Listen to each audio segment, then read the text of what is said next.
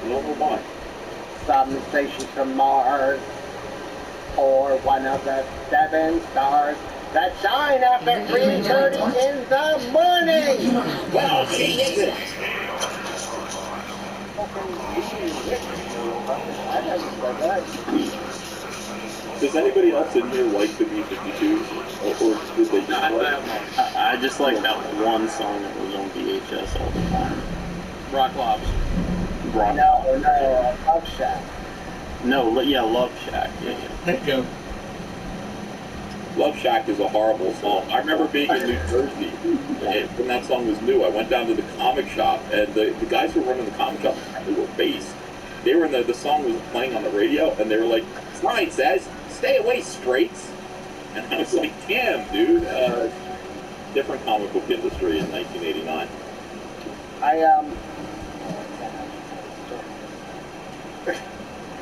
He's very old. Can't do that. Never mind. Wait a second. I'm sorry. I'm never going to let this go. I'm not going to let this go long. You guys can say whatever you want to say, but I want to play a little song right now.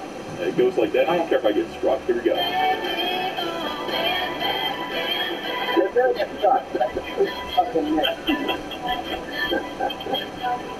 I'm helping you by yelling over this.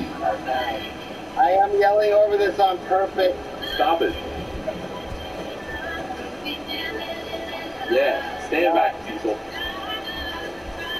I will not.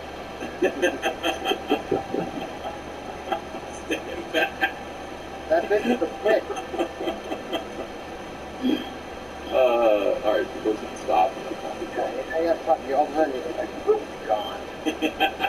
Pete Callan says Cecil looks like the beta version of that muscle dude they had on the Jack show. Back in nice Robert Frank,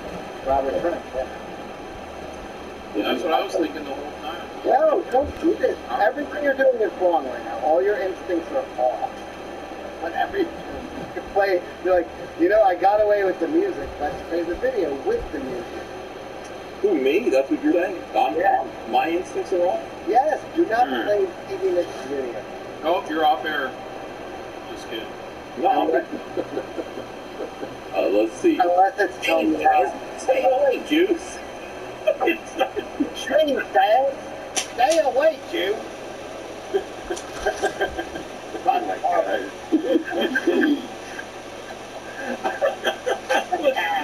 I can't tonight. I can't. I'm not even drinking. No, guys. Those of you think I'm just in a good mood now. I'm hanging out with you guys. That whole thing. Oh, shit. Oh, I remember, because he was defending that X-Men guy. I did not defend him. I was explaining his political outlook on Jews in his country meant something different to Jewish people in America, so they had to pulp a shit ton of X-Men #1 because of it. The reason I know this is there's some number. No. There's some number, and they hired him to replace me on Superman Earth 1 Volume 3 when I wouldn't do it. And he wrote the fucking number in the book a couple of times. And DC. Oh, yeah, that's right. Yeah. He kept writing this number in books, and nobody knew what it was. It was actually the old area code for the DC office, so everybody could see. But the number meant something in this country about keeping Jewish people out of politics. More than just there was other stuff. There was a lot of stuff that was anti-Semitic, but that number has country with, I can't even remember what country it is. I don't even give a shit. It was just that was his excuse about doing it. But what's funny is in the group that all that stuff was being debated. SJWs like Sotomayor and stuff were defending him in it and trying to keep him in work. And I'm like, know the country, know the room, know not to say anti-Semitic stuff in American comics. Especially if you're drawing a character that's of Jewish descent, don't hide that shit in there. Like Kitty Pryde, that's what got him in trouble. That's why. But then after they found that, they looked back and it was like he was doing it for years in all the books at DC Comics, not just Marvel. So that was the whole story. I never got to say the whole story. No, you realize, like, you have to here's what you said. If I may just stretch out. Go ahead. Go ahead.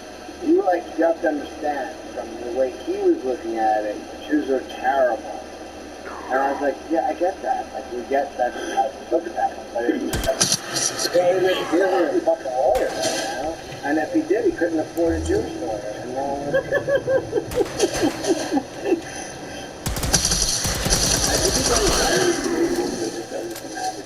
I'm just curious, that joke. have I ever? Yeah, have you? You're the one in trouble all the time, right? How about have I never? Have you ever? You always hired Jewish lawyers? Is that what you're saying? It's like yeah, the best. If you're starting a basketball team, where are you fucking starting? The Jews? To be honest. Oh, still a basketball team? Yeah. What's the group you're looking for? Yeah, the Jews. Lithuania. These are midgets. I don't understand why you're saying that. I was Jewish, sure. They like basketball.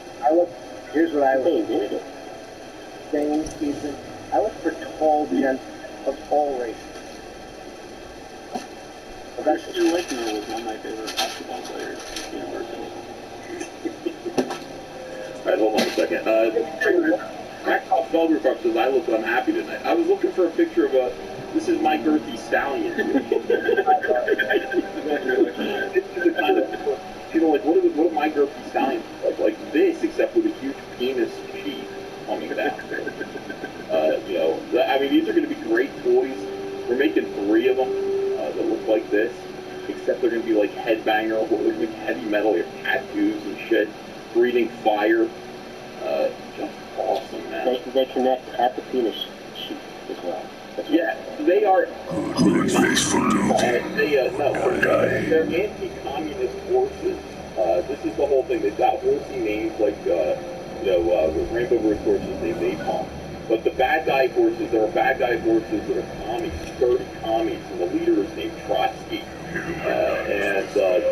live on the other side of the planet.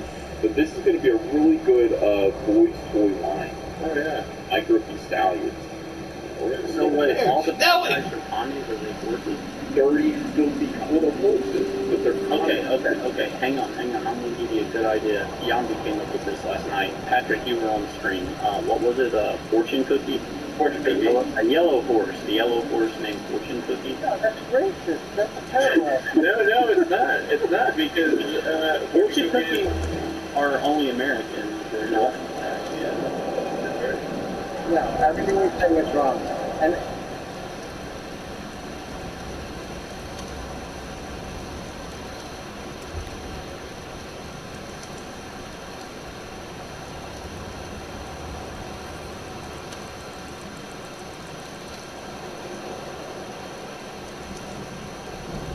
I took care of those raiders for you.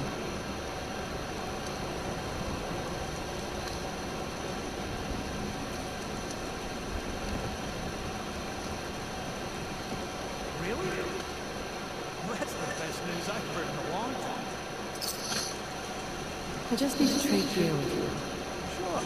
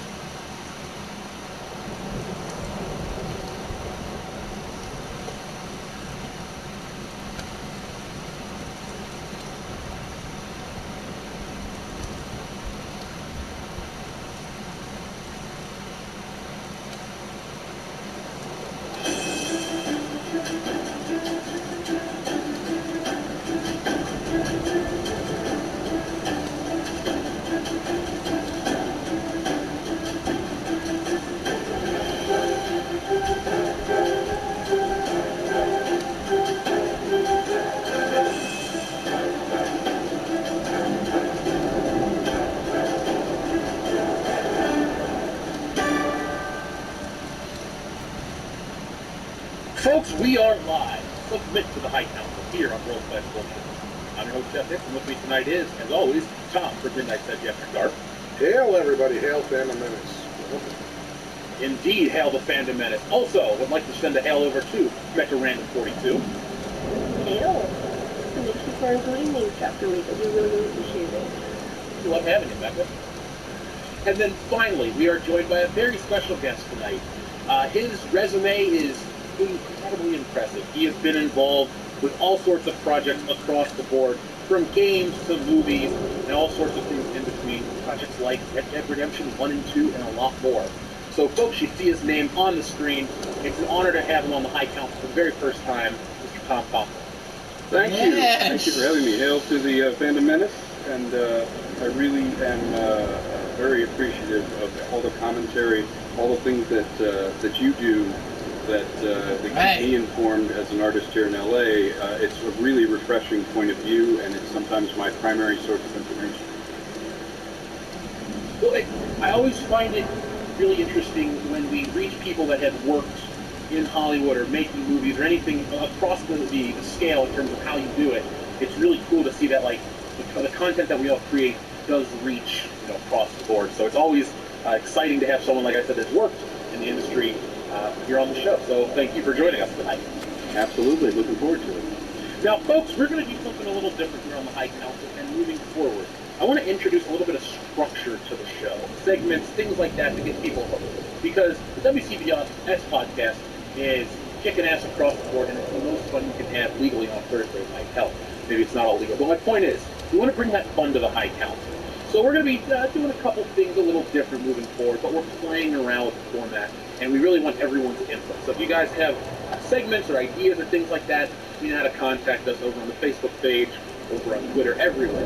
So with that being said, I did want to make one announcement that's unusual for this.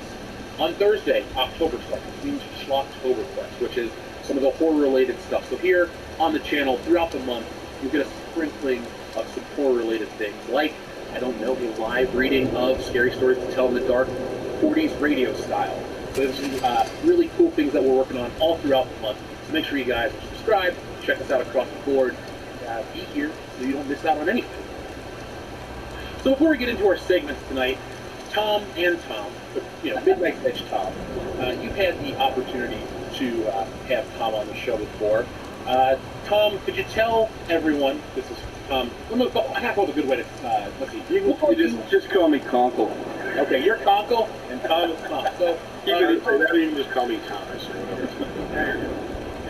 I'm going to stick with Conkle. I kind of like it. It's like people their street names and stuff. Yeah. Whenever I would audition, somebody would say, "You conkled the room." I'll conkle the room.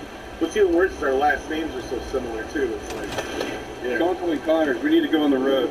all right. Seems to be I was gonna say, yeah, sounds like a lot of Conkle and Connors. That's right, the old vaudeville. Remember the old vaudeville day. I'm sorry, what was your question, Jeff? I'm so sorry. Oh, no, I was going to just say, Conkle, to the audience, could you introduce yourself, tell people some of the projects that you've been a part of? Because your list, like I said, is fairly extensive. I've been really lucky. The way that I came out here is a tale that many people have. I remember as a kid, I went to go see Star Wars. I lived on the East Coast. And on the drive back, I remember I was sitting in my parents' big Mercury. I was driving back from it. And I got really quiet. I was, as a kid. And they're like, "Hey, what's wrong? Didn't you like the movie?" And I said, "I'm leaving you. I'm moving to Los Angeles. I'm going to make movies." This is on the drive back from Star Wars. My mom goes, "Well, I guess we're going to spend a lot of time in airports." So the day after I graduated, I packed my car. I drove across country in about 4 days. I didn't really have many contacts or anything. I basically lived in my car until I found an apartment. But I jumped in with both feet. I have a background both in front of and behind the camera. I studied drama as well as writing and production communications. And I really have a unique position. I've worked with some amazing people. Everyone from, in my last feature film, I actually got to meet the first celebrity I ever met in LA, which was Vernon Wells. I met him in a Circuit City store in Van Nuys. I think I was 22 years old, and I'd walk up to him, and This would have been, just after Weird Science and all that stuff was going on, late 80s, early 90s, and I go, one day, I'm going to make a movie with you. And he goes, yeah, right, kid. And so, during Trouble Is My Business, I'm sitting there in the chair, and he's wailing on me in this scene, and I look up and I go, do you remember a little kid in Circuit City that said, he's like, what are you talking about? I'm like, I told you you'd be here. He's like, oh my God. So that's kind of my career. I'm fascinated by making genre films. I work as an actor, as a writer, as a director. I have worked with some amazing people. I did a show with John Cleese called The Art of Football, which showed before the World Cup. I have performed in tons of television shows and guest star roles, Arrested Development, Community, all these different things. That's kind of the bread and butter, but my real passion is creating my own independent work, my own independent films. I have a new film that I'm starring in called Noise in the Middle, coming out, which is a Halloween release on the 29th. And I have a film out now, which has Vernon Wells in it, called Trouble Is My Business, which is a love letter to the film noir genre. I would say film noir, science fiction, action, adventure, comedy, those kinds of genres are my favorite to play in. Oh, here we have a trailer. If you'd like to see the trailer to Trouble Is My Business with Vernon Wells, we can see that. Let's check it out. Yeah. It has sound. It's not a silent. Did I boomer the sound? It's like The Artist. No, it should have sound. Just turn it up on YouTube. I probably got to turn it way down. Yeah, that's what I do. Let me back that up just a second. There we go. We're closed.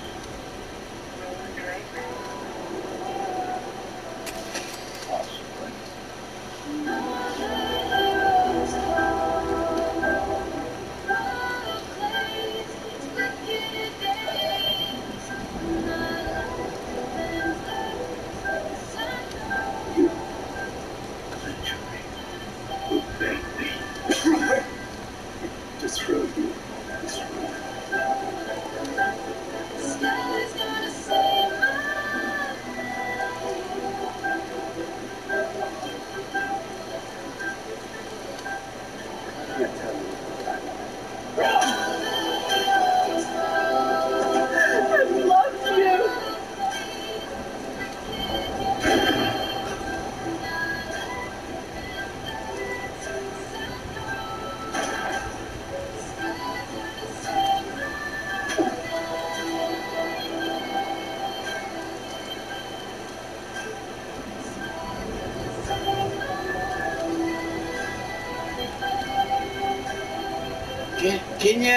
Can you move, buddy?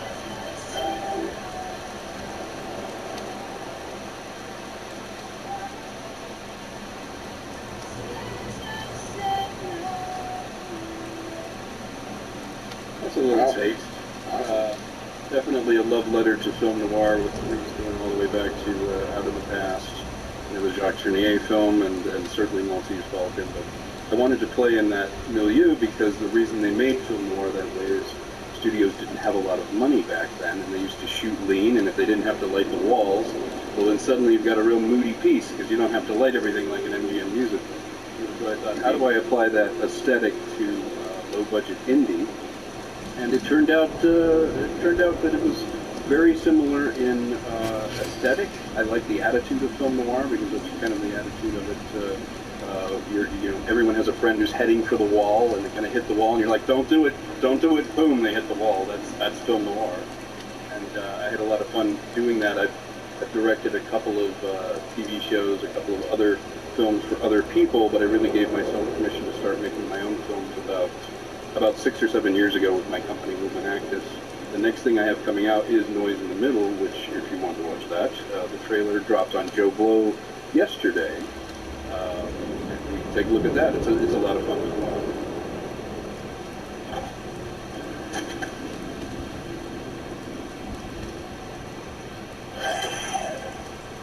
Look for my cameo here. Autism's a communication disorder. When you communicate, you have a sender and a receiver. There will be a low clicking sound. Everything in between is lost. This must seem like a dream at times, hey? Raising a girl without her mother can be incredibly hard.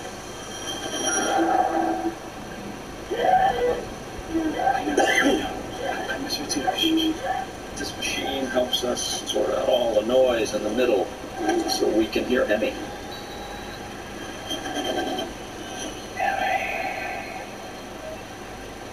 Have you tried the app with her yet? She only likes pictures. Take as many pictures as she can. Dad. She's always trying to say something. Do this? Did you kill the cat? What are you looking at? How do you know if someone from the other side is trying to talk to you? She's an indigo, which means she's a conduit for spirits. Andy? I think that you're sitting on a ton of paranormal energy. Andy? Andy?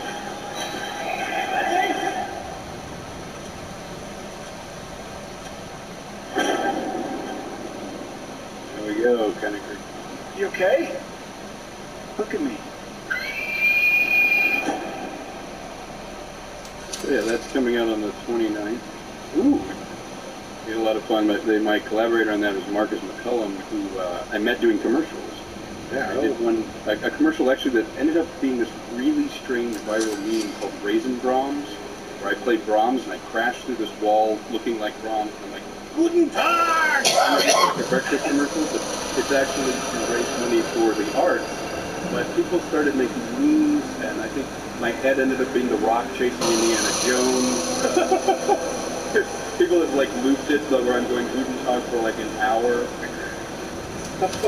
So that Marcus and I hit it off, and we did this thing called Baxter Small. He's a time-traveling documentary filmmaker, and he would go back in time and interfere with whatever he is. So he'd go, he'd visit Vikings and be like, "Pay no attention to me, just keep doing what you're doing," and like ruin every documentary about people that he made.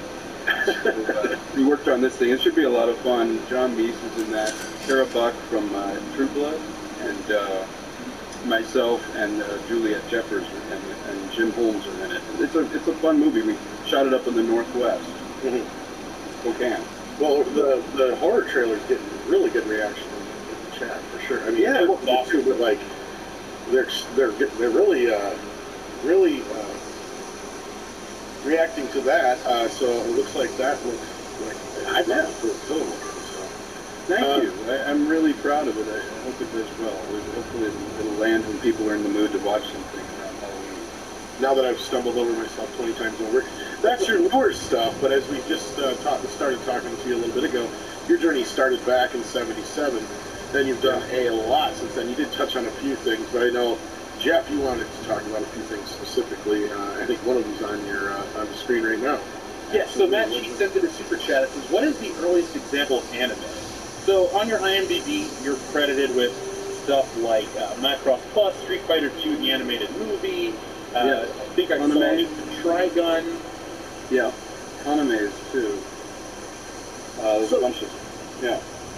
So, okay, so you come out to Hollywood, or come out to LA, you have your goals.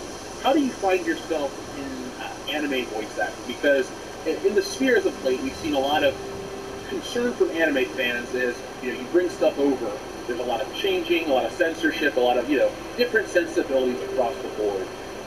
What was it like early on when you're doing voice acting for some of these things when anime is not what it is? What is the attitude that anime is treated with back then? You know what? That's a really interesting question, and I've never been asked that before. I like that question. I got into it. I used to do a lot of voices. I would do, foreign dubbing, sketch comedy, where I would play different characters from different regions, different regional accents and things. What happened was, I think I dubbed a couple of Hong Kong films for Dimension Films, which was a division of, at the time, Miramax. And Jackie would dub himself, but then someone else would play a lot of the different characters.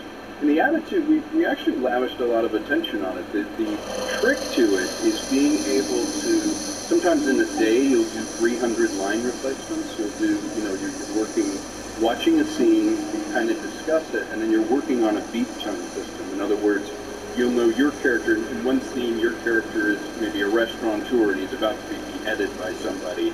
So you talk about that, you try and get the energy going for the character so you can have it, because I don't like when, you have these monotone kind of dubs, or you feel like, each line is just individually delivered in something. So what I tried to do in my own little way is create an arc for the characters that, even though you have to sort of line replace each thing just by the nature of the animation and recording, you can't just go off on a full haul and give a 5-minute performance. You're going to drift off. But what I really tried to bring to the table was talking to the guy who was charged with creating the quote-unquote English version of it, is some of the cultural references just didn't play. They just simply didn't play until they make an editorial choice, or even ask, they're like, look, is this making sense, with the cultural differences between us? How do we make this human? How do we make this work? Sometimes that works, sometimes it doesn't.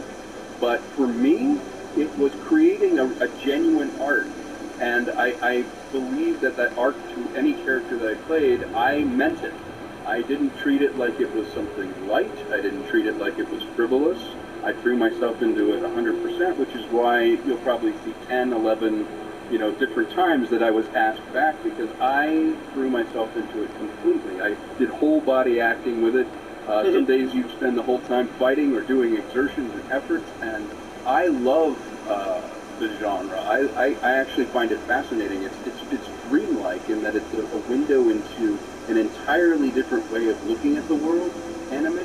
So I approached it from a human sort of appeal of like, well, we all have cultural differences, but we also have very basic feelings, a lot of basic things. What can I bring to the character to make the best possible translation of what the original actors intended? And often I would watch the original track to see what the inflection was, what the actor was doing, so that I could try and respect it as much as I could as an actor. I'm a cog in the giant machine that puts out the English versions. Right. So, since you mentioned being a fan of genre, do you still watch? And if so, what are you watching? I recently just watched, I like the big ones, the really ambitious ones. There was the reissue of Akira that came out where they went back and kind of rejiggered some of the effects shots and the things like what they did with, Ghost in the Shell, the original. I've been watching that and following it. I don't watch a lot of anime now, only because my life has been completely crazy trying to get my own projects going. But I really like the sort of, I even like Appleseed. I don't know if you guys are fans of that, but I love manga, but I also just like that style of animation. Those films as well, I really resonate with. I like the kinetics of them. Now, have you noticed over the last couple of months, there's been an odd pushback from content from Japan? I don't know where the edict comes from here in the West, but there's been a lot of complaints with censorship issues, with especially with anime content, and then there's game content that comes from Japan that gets censored. Yeah. Do you think fans are rightly concerned, or do you think this is more of a trend that will stop and will eventually? Because in the beginning, as a kid, I always catch like Dragon Ball Z or shows like that. They were so weird, so different. But then as time moved on and that shows specifically became more popular, you saw a lot of unedited releases across the board. Yeah. And now and it seemed like that was the standard thing.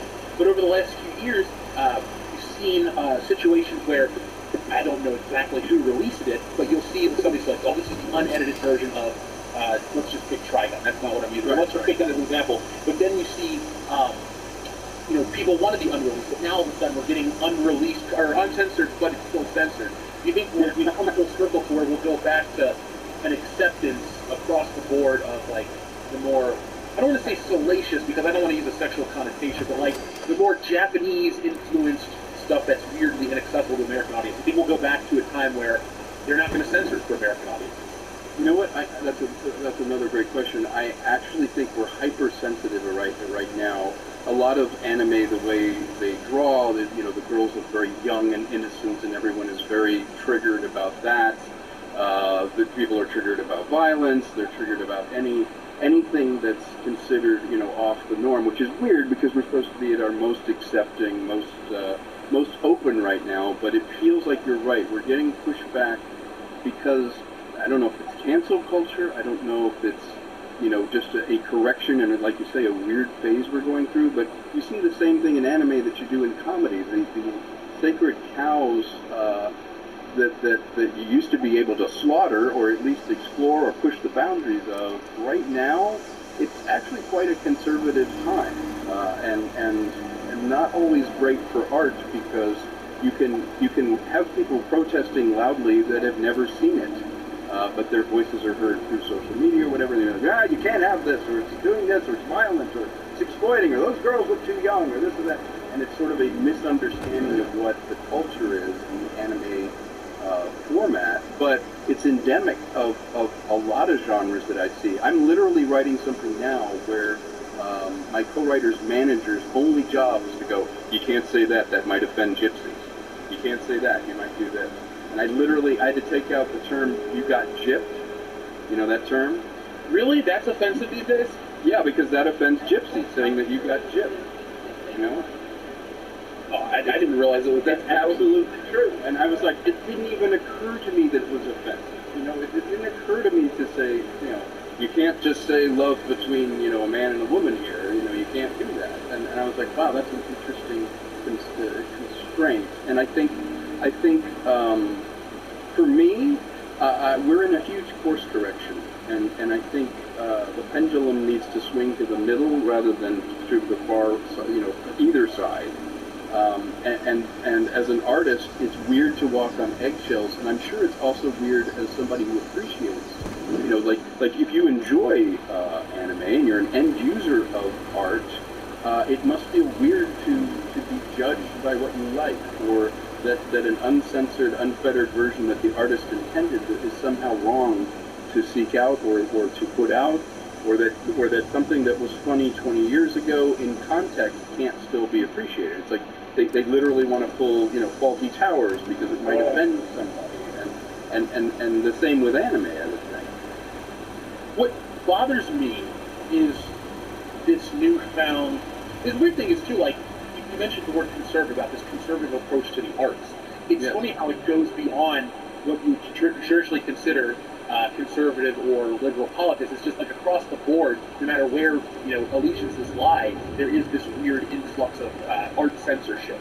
And it's comics, it's movies, it's video games, and because right now video games are the #1 form of entertainment. I actually talked to a guy who is a game developer. It's like gaming is the #1 thing in terms of money in America.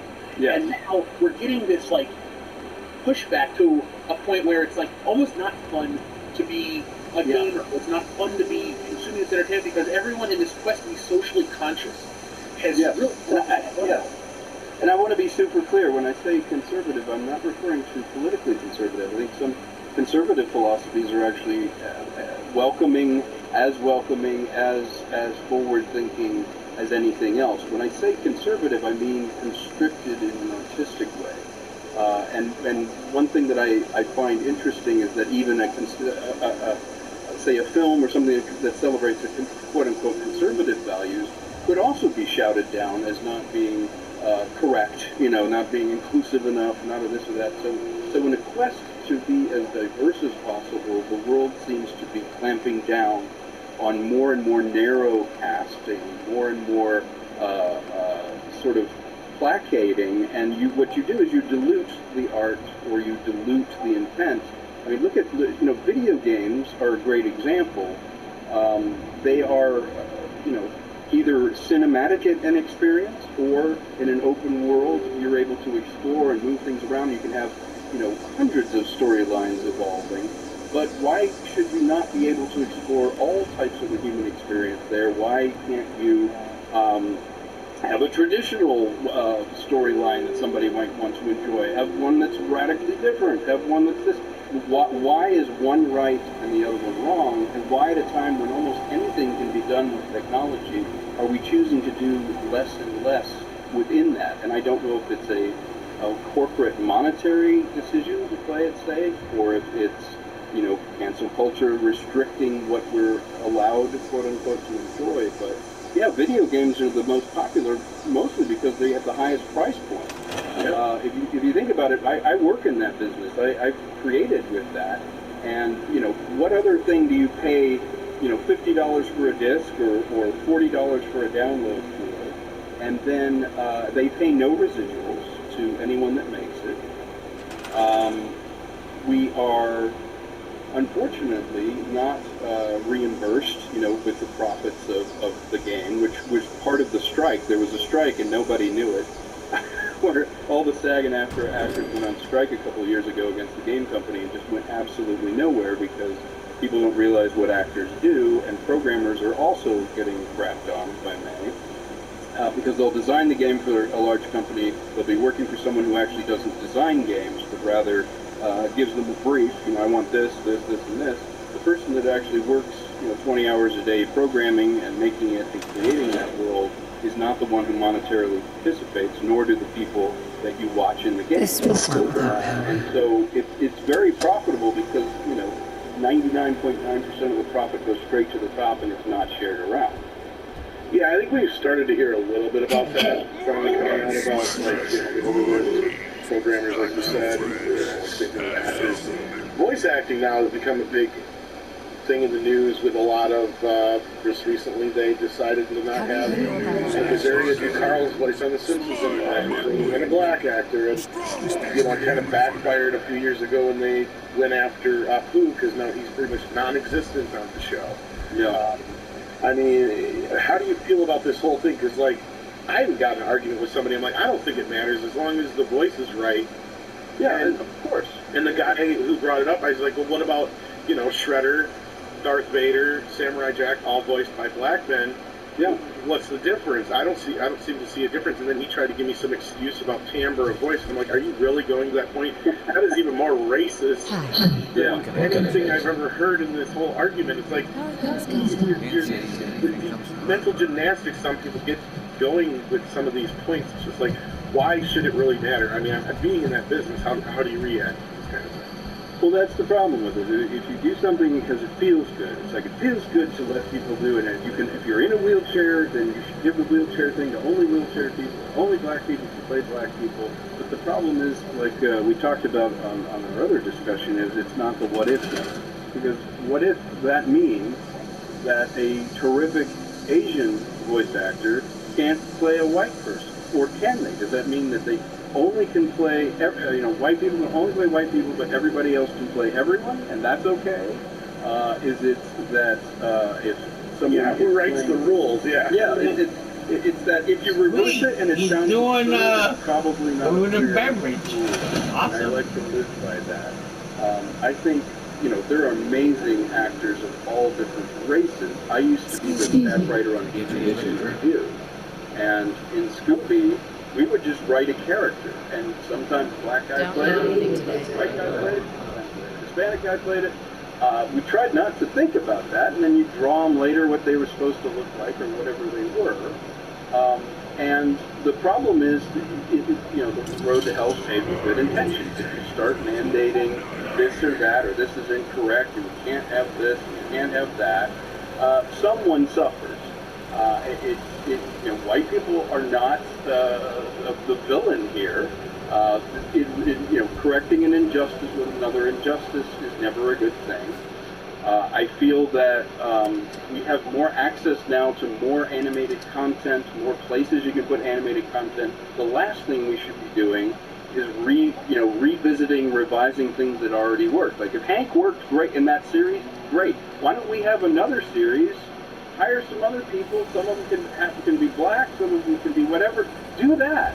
Don't go back and keep mining it over. It's a bit like that running joke meme I saw recently, where it's like every red-headed animated character is now recast as a black one. Right? Oh yeah, the de-gingering. Yeah, here's another thing. I know part of the whole thing with the Voice Actors Guild is like they only have so many actors they bring on, and then you voice sometimes like generally 2 or 3 voices in one session. Yes. And I think it's cheaper for the production, and then plus it gives the voice actors a little bit more work. And it may be some oversight on the Simpsons creators' part of not having at least 1 or 2 black voice actors in the cast to help fill out, you know, Springfield or maybe even some other races. But then you're starting to stack on and on and on and more people, and then you just, I see the economics of that starts to fall out the window. Because I mean, really, like the way people are bringing this up, it's like the creators of the Simpsons weren't being racist when they made these characters and had these guys voice them. It was just happened to be that they have like 5 or 6 main cast members, and 2 of those guys just happen to voice 90% of the town.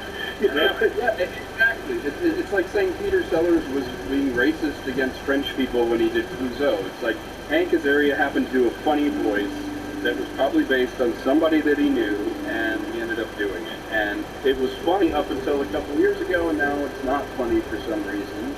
And that's really the problem with it in general, is anytime you retcon art and remove the context and remove what we've learned since then or what we're doing, or make nothing can be mocked, nothing can be made fun of. It's funny, we claim to be at our edgiest with, you know, internet entertainment. I'll see something on, like I recently saw a show on Netflix, and it was like not funny, it was like disgusting humor, like pushing to the edge of pedophilia, awful animated humor. And I was like, now how can that be on? But then at the same time, we're going back and saying, well, Blazing Saddles, that needs to go. This needs to go. This needs to go. We're picking weird battles. Oh, I remember, the last few weeks we've been battling, you know, the movie that shall not be named from Netflix here with, you know, twerking in it.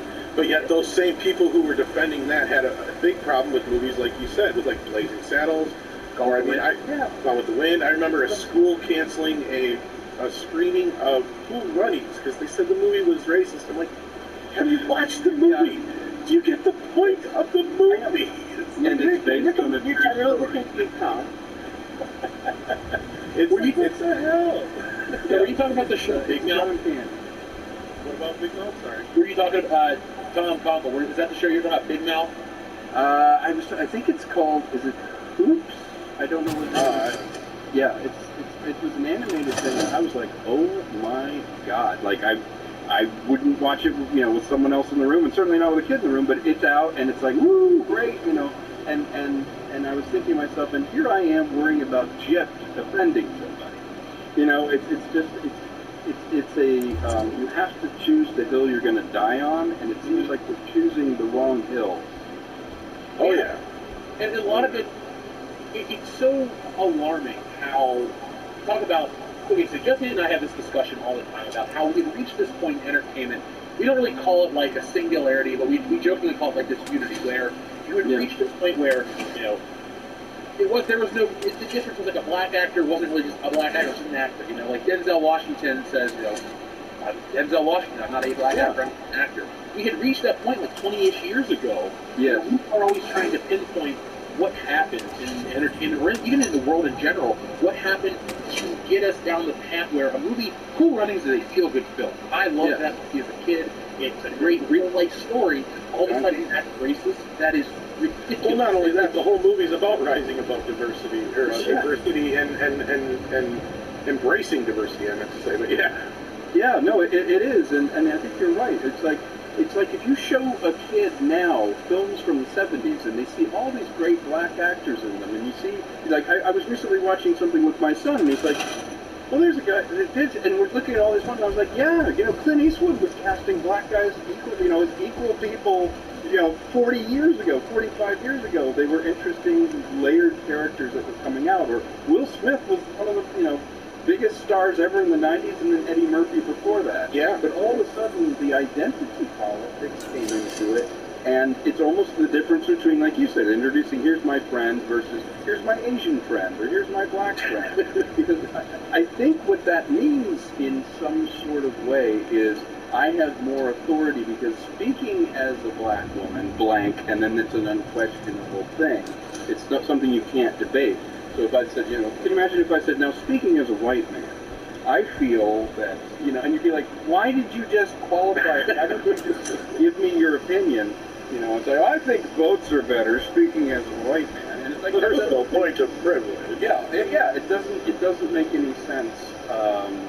And I think we have devolved from content back to the person, the character, it is now not important, but rather from whence it came. It's like, well, I was saying this before. It's like, well, I would have enjoyed this piece by Mozart, but how old was he?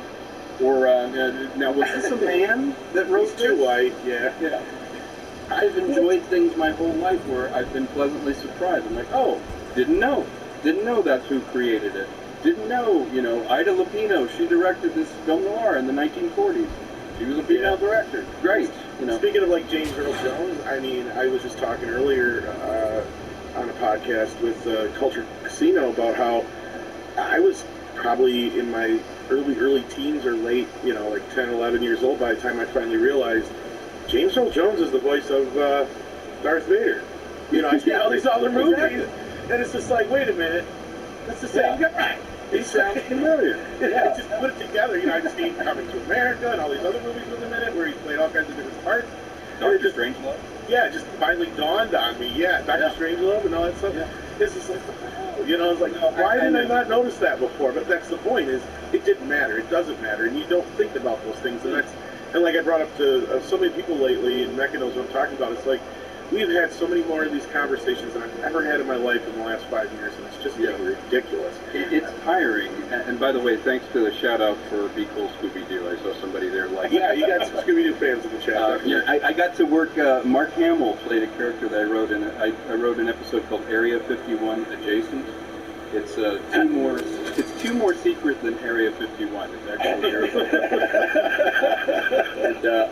And Mark ended up being one of the characters on it, so it was really amazing to have him do a character that I actually wrote, which I thought really cool. Is he pretty fun? So check out Be Cool Scooby-Doo. I'm sorry?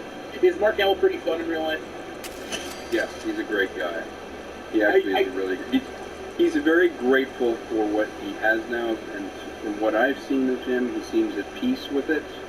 And he built the largest voice acting company, probably in the world, but definitely in Los Angeles, out of his passion for doing voice acting and the ability to transform himself and not be judged for just being one character. The reason I asked you that question is because I have a friend who got invited to his house for dinner, and he told me these crazy stories about Mark Hamill, and he sounds like the coolest dude ever. So I was like, holy shit, I would love to be him. Anyone who plays the Joker must be cool. Yes. Yes. Oh, no, it was weird. It was weird hearing him do an episode where it says, screenplay by Tom Kunkel, and then I hear Mark Hamill, I'm like, wow, I would be high-fiving the 10-year-old version of me right now that got in that car to leave. That's Luke Skywalker. Yeah, I've had a lot of moments like that where I've met amazing people while I'm working. Christopher Guest, I did so much commercials. Oh, God, yeah. Yeah. For those in the chat who may not know who that is, that's one of the founding members of Spinal Tap. Yes. And he's also on Saturday Night Live, and you may know him best from Princess Bride. Yes. And married to Jamie Lee Curtis. And of course married. He's Mr. Jamie Lee Curtis. Yes. He's their Lord and Lady. I was to say, isn't he German royalty or something like that? Yeah, he's I believe English royalty. He was Lord Guest. Yeah, very nice. He brought me back for we had fun doing. I think it was a Carrier air conditioning spot that was insane about 10 years ago, and then he brought me back for another parody thing that ended up being, I think, one of the Super Bowl commercials a couple of years ago. Actually, I think it was banned during the Super Bowl because they it was a parody of Habitat for Humanity, and people tried to get it banned while it was airing during the Super Bowl. And then I've worked with just wonderful people that it's funny when you have to be careful when you meet your heroes. Half of them disappoint, the other half exceed your expectations. Right. I would have to say, most of the people that I've interfaced with, that I've worked with, that I admire or I found some inspiration from, have been great people. And the very best people, that are functionally at the highest level, they don't need to prove anything. They are inclusive. They do bring you in on the process. They do welcome, collaboration. They don't need to clamp down and go, no, this must be my idea. Because they know if you throw out a good thing as a director or a writer, it makes them look good. And we all want to, the whole point of why I want to tell stories, why I want to act or direct or write, is you want people to just forget their problems for a couple hours. You want them to be entertained. You want them to latch on to something and go, God, I like this. I'm enjoying it. It makes me feel good when I think about it. I can explore what you guys were trying to create, and hopefully when you go back and see it, the best compliment I ever got is like somebody watched Trouble's My Business like for the third time. They're like, dude, the globe in the background, it's turned upside down. Whenever you see her, like she turns his world upside down. And I go, you know what? I purposely put that globe upside down behind her. Every time you see her, she's turning his world upside down. So he got the globe thing, and I'm like, yes. It's stuff like that is why you create. Well, I wish more people took that approach, because it's so nice to be able to watch a piece of entertainment. It's really refreshing today, and it's almost alarming how, bad example, but I'm going to make it. Like when I watched Daniel Craig Bond movies, anytime I heard the phrase, the name's Bond, James Bond, I went, oh wait, I'm...